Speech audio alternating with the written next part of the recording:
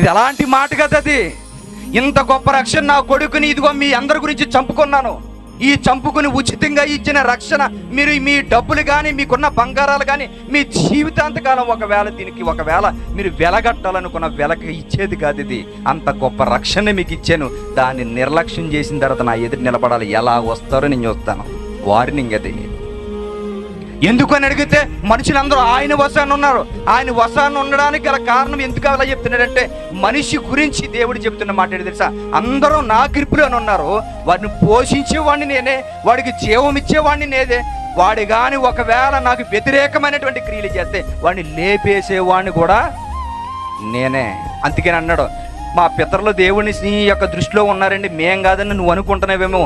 మీ పితరులు కాదు, తమ కొడుకులు కూడా ఆయన వశంలోనే ఉన్నారట. ఆయనకి వ్యతిరేకమైనటువంటి కార్యం ఏదైతే ఉందో ఆజ్ఞ అతిక్రమమే పాపం. అందుకని ఏమన్నాడు తెలుసా? పాపం చెయ్యి వాడు ఎవడైతే ఉన్నాడో వాడు మరణమునందును, చచ్చిపోతాడు ఖచ్చితంగా.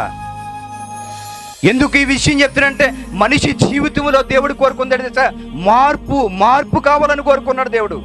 ఆ మార్పు కోసం దేవుడు ఒక పాట ద్వారా నీకు వాక్యాన్ని వినిపిస్తున్నాడు, ఒక ప్రసంగం ద్వారా నీకు వాక్యాన్ని వినిపిస్తున్నాడు, లేదంటే ఒక సహాయం ద్వారా దేవుడి యొక్క గొప్పతనాన్ని నీకు వివరిస్తున్నాడు, దేవుడి పిల్లలు చూపించేటువంటి కృప ద్వారా నీకు చూపిస్తున్నాడు. ఏదో ఒక విధంగా మనిషి మారాలి, నశించిపోకూడదు ఎవడు కూడాను.